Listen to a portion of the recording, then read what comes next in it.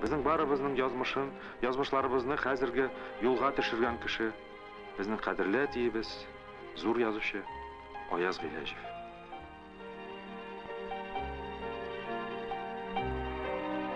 Безнең әти тумыштан язучы булгандыр. Мөгаен ул үзенең дөньяга гади яшәү өчен генә килмәгәнен, ниндидер илаһи сиземләү белән аңлагандыр. Ходай ярлыклау белән. Әтиебез гомерендә үзе бик күп интеккәнгәдер, халык тормышын йөрәге аша тасвирлаган. Бөек исемнәр алды, халык язучысы, шанлы лауреатлар. Тик булар барысы да бик соңлап ул өлкәнәйгәч кенә бирелделәр. Кем белә, моның да бер мәгънәсе бардыр.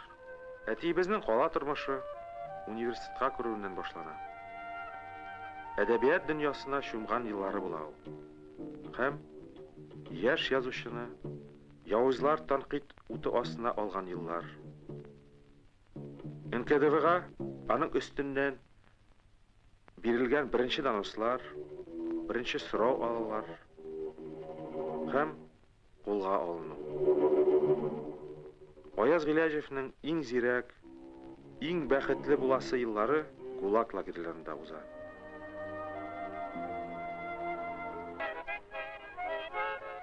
Әтинең геройлары гел безнең танышларыбыз төсле тоела. Авылга кайткан сайын берәр кеше белән очрашсаң, әти язган теге кеше бит бу дип әйтәм мин үземә. 5 аршын җирдән Мирвәли белән Шәмсигаян, яки җомга көн кич беләннән Бибинур, Яра повестеннән Сөләйман белән Зөлейха, әллә әтиемнең әсәрләрен укыганнан соң танышларым аның персонажларына әвереләм икән. Әтиебез гомере буе әниебезгә табынды. Әмма аның җаны шулкадәр киң сулышлы иде.